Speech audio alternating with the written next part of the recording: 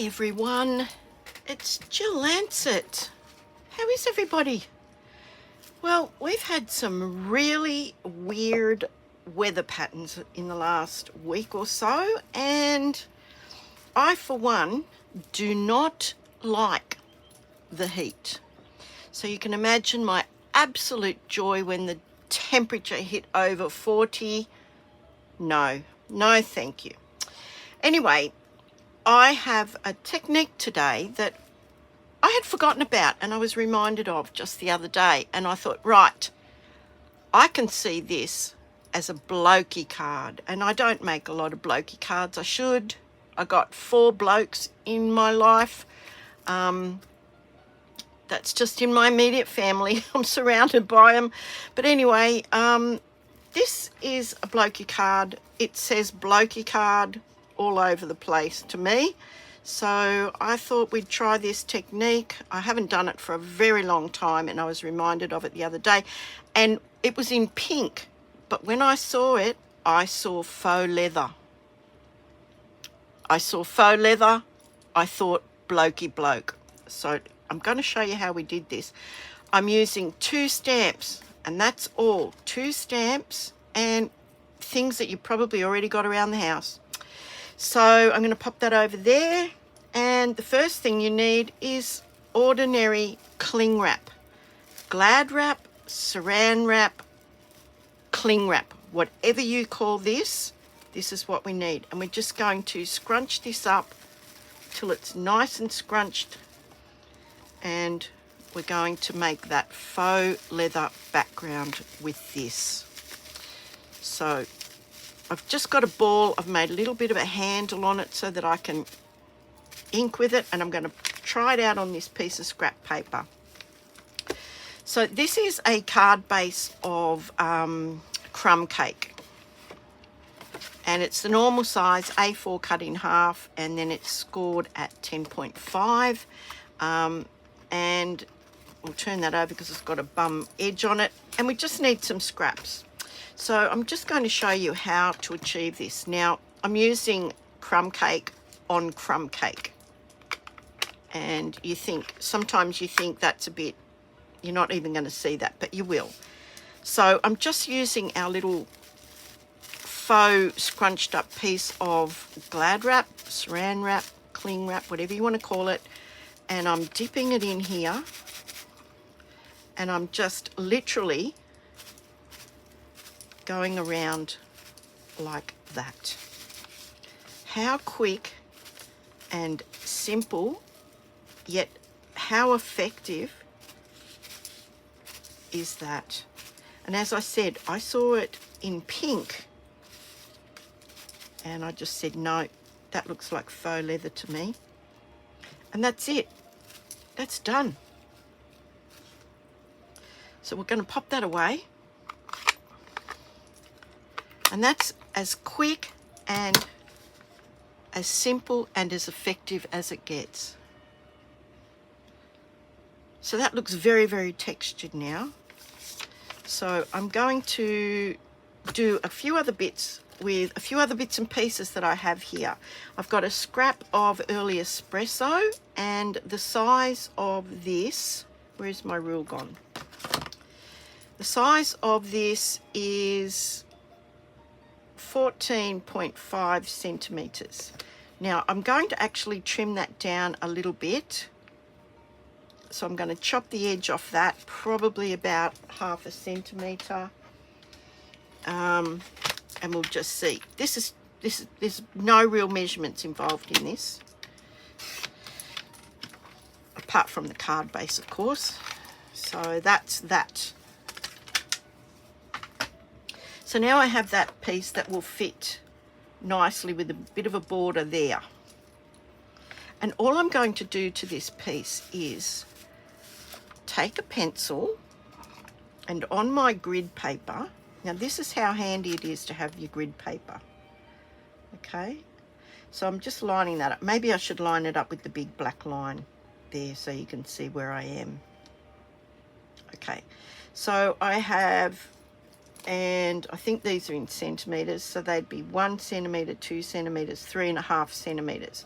So I'm going to put a mark. Where did I put that mark?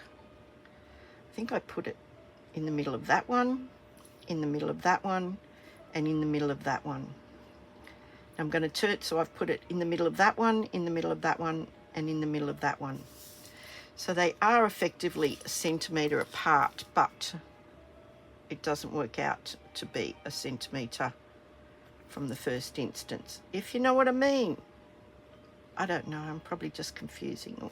Anyway, there's the little marks. I hope you can see those. 1, 2, 3, and I've just done the same thing on this end. 1, 2, 3. Now, I thought that was fairly plain, so enter my little single hole punch. Now, if you've got a hole punch that's a double one, and I think I might have one here, I can show you. Uh-oh. No. No, sorry, I don't. But I just went halfway across the hole. Now, I'm going to try and I'll stand up and see if I can get this in. I just knocked everything over, I might add. So I'm not sure if you can see those marks. I think you can, right there, pencil marks. So what I'm going to do is I'm just going to go, I'm trying to get it under the light. And the pencil mark is in the centre, but I'm only doing halfway along the hole. Now this is purely and totally optional. So I'm doing the second one, I'm just going halfway along that hole. And I'm getting kind of like a stamp or a serrated edge. And that's where our baker's twine is going to sit. So I think you can see that there. So I'm going to do it on the other end. Look, again, not a terrible lot of measurements going on here. Just basically eyeballing it. And that's that piece done. Now, with this piece, I just got some, hang on while I just pick this up because, yeah, that's going to annoy me. Hang on. So that's what I have, okay? And you'll see that they're fairly evenly spaced. It is not going to matter if you're like, you know, a millimetre out. So then I just got some of our very vanilla baker's twine. And I'm just going to wrap that around. Now what I did was I just secured it at the back with a piece of tape. Hang on. So I'm going to secure that with a piece of tape.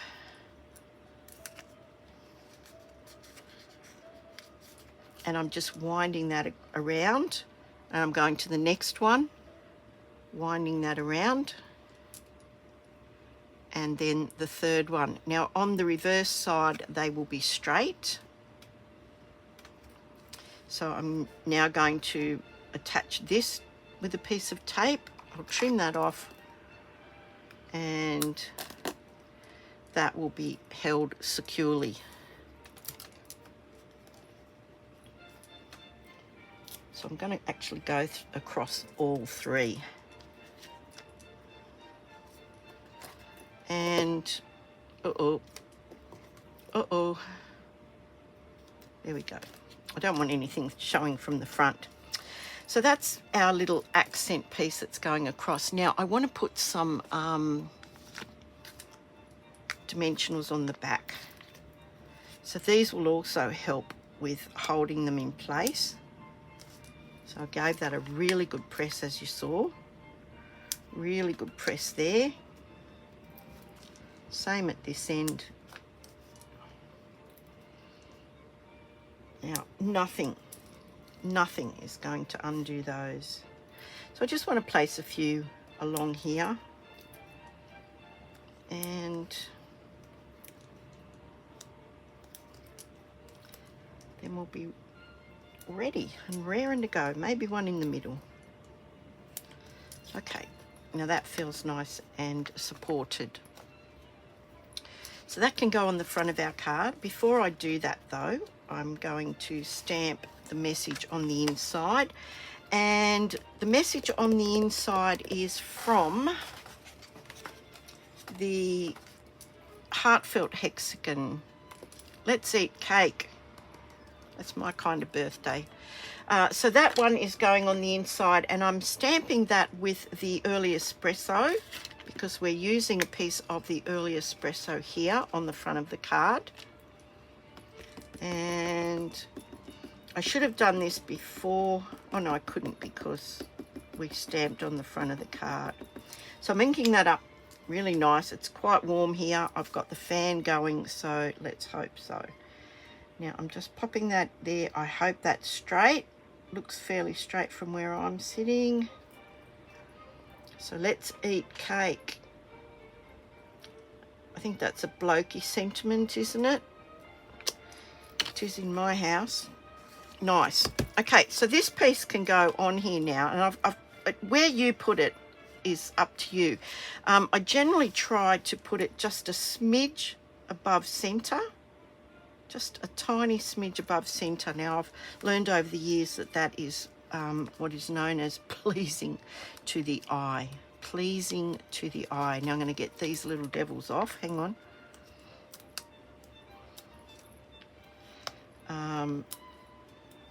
Yeah, there are certain things in design that you know, sometimes you make your card, you think you've abided by all the rules of whatever, and there's just something just not right about it. Well, it could be just a simple thing as moving that up like 2 millimeters. So if I square this up on here, and that looks like it's squared up to me, there is center line. There is center line. So if I put that on center, that's fine. But if I just move that up just that tiny little bit, it can actually make all the difference in the world. Now I hope that's straight. That looks fairly straight to me. Okay, now that bit's done. Now what did I do with the other bit? Here it is. So yeah, I wanted to stamp a really nice greeting, and this other greeting is from, where is it? Where is it? I just had it. Oh my goodness. Seriously, if you can see it on my desk, yell out. Oh, here it is. It's okay. Don't yell. I found it. Today is all about you. Happy birthday. You know, sometimes blokes don't want a big flowery sentiment. And let's face it, it's generally all about them, isn't it? And that came from a brand new set that you won't have seen yet. It's called Notes of Nature. This is coming into the new mini catalogue that will be here in January. But I really liked that greeting. Today is all about you. Happy birthday. So I thought, why not? So let's stamp this. Now I want to cut this down, and let me just check what size that is. Where's my little ruler gone? It's about 2.5 centimeters, which is an inch, by about 8 centimeters, which is just over 3 inches. It's about 3 3/16. You can make it 3 inches if you wish, whatever. So I'm just going to stamp this about here so that I can trim that down, because this is a scrap. And I'm doing this in the Early Espresso as well. Now this stamp is a little bit not true to the sticker on the back of it. So I just want to have a practice run with it first. So if I line that up towards the bottom and line it up straight. Oh, that's not a practice go, is it? No, that looks pretty good. Okay, so I want to trim this down. So what did I say? 8 centimeters. So let's have a look and see what 8 centimeters looks like. 8 centimeters. So we'll trim a bit off here, trim a bit off here. We'll trim it about 8 centimeters. That looks about right to me. And then we want that to be about an inch, but I think it's going to be too wide to be about an inch. But anyway, let's have a look.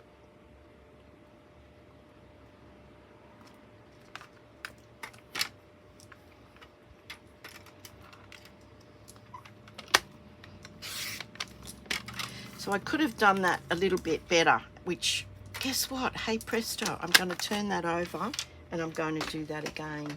And this is where the risk's involved now, because I've got a smaller piece to work with. Dear, oh dear. Didn't quite think that through, did I? Right, let's have a look. So I've got my little piece here, and I want to put that about there, I think. Look, that's it. This is it. This is the one.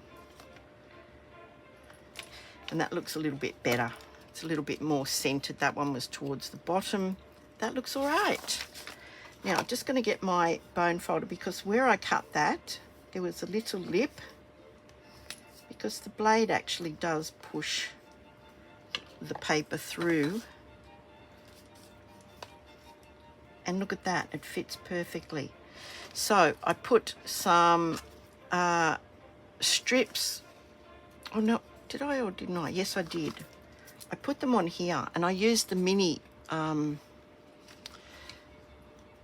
ones. I just put a couple here, one here, one here, one there, and one there. And let's take the back off those.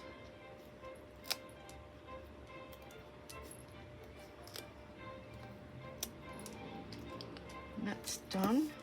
And then I can just line this up, make sure my strings are perfect. Pop that in the middle and lay that down. That has got to be the quickest Blokey card, I reckon, in history. But just those added details, just give it something different. If you have a look at the first one I made, they're almost identical. But the background, you will never get two backgrounds the same. But I just thought that was really nice, cute little Blokey bloke card. Of course, you can change the colours up. You can change the greeting up, whatever you like. But just that simple...